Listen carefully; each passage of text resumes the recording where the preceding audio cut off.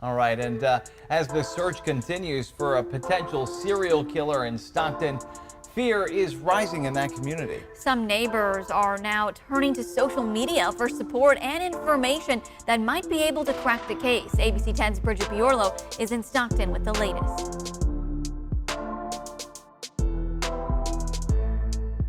Stockton is no stranger to deadly gun violence. It's even on the rise this year. But those who live here tell me there's something extra unsettling about the possibility of a serial killer being on the loose and the anxiety over where they'll strike next. The Stockton community banding together after learning a serial killer might be on the loose in their city. I mean, naturally, the first thing that came to my mind was concern and fear for everyone's safety. I mean, I think Stockton has historically been a dangerous community, and so adding in the serial killer element to that just makes things much more frightening. Renee Myers asked us not to show her face for her protection, but says she felt called to action to help police track down the person or people responsible for a string of shooting deaths in Stockton that police believe are connected. Nearly 2,000 people have joined her Facebook group since its creation, sharing support and possible tips that could help track down the killer.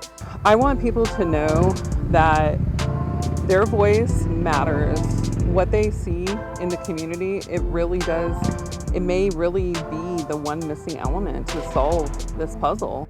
Police releasing this video of a person of interest in the case who has so far targeted people walking alone at night in low-lit areas. People can't walk alone. I tell my dad, keep your head on the swivel, Dad. He likes to take his walks, so I tell him the same thing. Even walking to the mailbox, Dad, keep your head on the swivel.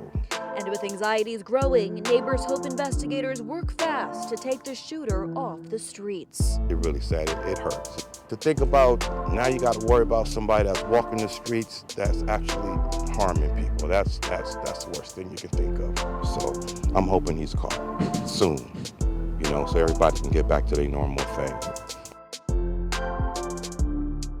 To our task force team, all of you have worked tirelessly around the clock to make the arrest happen. Your effort was second to none, and I could not be any prouder of each of you than I am right now. To our detectives, my evidence technicians, my task force officers, my dispatchers, thank you from the bottom of my heart. Between April 2021 and September 2022, the shootings have been linked together by ballistic tests, but police have not revealed if the same gun was used in every shooting. They also don't know how many people are involved with the shootings, but on October 15, 2022, all that changed when suspect Wesley Brownlee was arrested. Wesley Brownlee is a 43-year-old resident of Stockton. He was arrested Saturday as a prime suspect in a string of shooting deaths that left 6 people dead in Northern California. Police announced that Brownlee's arrest was after weeks of intense focus over the slayings, which were connected through ballistic evidence. Here's what we know about the suspect. Wesley Brownlee has been a longtime resident of the Stockton area, according to public records and to the Stockton Police Department. Brownlee was arrested today, October 15, 2022, during a traffic stop Saturday morning near Pinella Park at Village Green Drive at Winslow Way. That area is close to a home where Brownlee lived between 1999 and 2007. This is also within 2 miles of all of the 5 shootings that happened in Stockton. According to public records, an apartment near Knickerbocker Drive and Tom O'Shanter's Drive was Wesley Brownlee's last known address. It is within several feet of one of the killers. Generally, in every case, the victims were always alone during the nighttime or in the early morning in a dim lit area. None of the victims were robbed of anything, and the shootings are not believed to be gang related at all. From the information that the police have right now, the 6 shootings, the first one occurred in 2021. It was a Miguel Vasquez, a 39-year-old Hispanic man who was shot to death in East Oakland, and that was on April 10th, 2021. At about 3:20 a.m. on April 16th, 2021, Natasha Latour, a 46-year-old black woman, was approached by the gunman at an encampment park at Union Street in Stockton. The victim described the perpetrator as a man who wore dark clothing and a face mask. After seeing him pointing a gun at her from near her tent, she charged towards him in an attempt to defend herself, but was shot multiple times. However, she survived her injuries. On July 8, 2022, Paul Yall, a 35-year-old Caucasian man, was shot to death at about 12:31 a.m. on the 5600 block of Kermit Lane. Then there was Salvador, a 43-year-old Hispanic man, who was fatally shot at the 4900 block of West Lane. The shooting happened at about 9:50 a.m. on August 11, 2022. And then on August 30th, 2022, a 21-year-old Jonathan Hernandez Rodriguez, a Hispanic man, was fatally shot along the 800 block of East Hammer Lane at about 6:41 a.m. And then there was a 52-year-old Juan Cruz, a Hispanic man, who was shot to death at about 4:27 a.m. on September 21st, 2022. The murder happened at the 4400 block of Manchester Avenue. And then on September 27, 2022, Lawrence Lopez Sr., 54-year-old Hispanic man, was fatally shot on the 900 block of Porter Avenue at about 1:53 a.m. My condolences to all those victims just named who lost their life so tragically. Now, when he was arrested, they also stated that they believe he was on his way to find another victim. Well, I just want to thank God that they caught him in time, because no telling when this crime spree he was on was going to ever stop. And it was just so weird. It was so random. Like, didn't rob any of the victims, didn't rape any of the victims, didn't do anything but just kill them. What in his right mind was he thinking? Obviously he wasn't in his right mind, and I'm happy that as of today they have the alleged perpetrator off the street. He was like the neighborhood slayer. You never know when he was gonna strike. Now the people in Stockton and Oakland can have a peace of mind tonight. But let me know down in the comments, do you think this was a hate crime? Or he was just crazy, out of his mind, lonely? Let me know what you think in the comments. And as always, remember, stay woke. Things change quickly. Our work is not done though, as this is still a very active investigation. Now for the arrest details. Please remember, I can only provide limited information for the integrity of the investigation. Just because an arrest was made does not mean the investigation stops.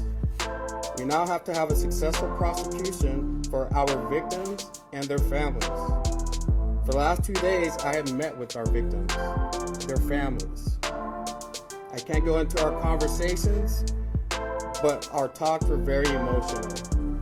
They want us to bring this person to justice.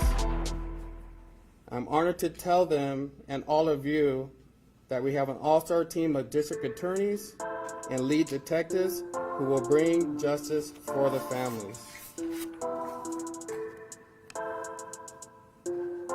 The arrest happened in 2 parts. One was community tips, and the second was good old-fashioned police work. Based on tips coming to the department's Stockton Crime Stoppers, were we able to zero in on a possible suspect. Our surveillance team followed this person while he was driving. We watched his patterns and determined early this morning he was on a mission to kill. He was out hunting. He was stopped by our own team in the area of Village Green Drive and Winslow Avenue around 2 a.m. this morning. As officers made contact with him, he was wearing dark clothing and had a mask around his neck. He was also armed with a firearm when he was taken into custody. We are sure we stopped another killing. Arrested was Wesley Brownlee, 43, for homicide. The San Joaquin County District Attorney's Office will be reviewing this investigation and will file the appropriate charges. I want all you to know how seriously I take these types of investigations. This morning, when SWAT team was ordered to go out and conduct a search warrant at Mr. Wesley's residence, I went with him. Now, I would also like to thank each of you here, the media. Thank you. The news coverage, thank you for the social media stories, and thank you for keeping the victims' memories alive during your coverage. You and our community also played a part in this. We still need more tips to come in. If anyone has information about Wesley and this investigation, please get those to our investigators. At this time, I would like to bring up our own Mayor, Kevin Lincoln.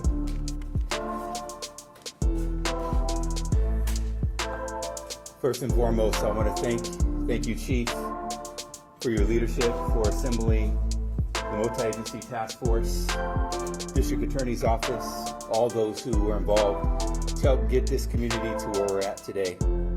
We stood here just a couple of weeks ago and we made it very clear to the public that these senseless acts of violence will not be tolerated.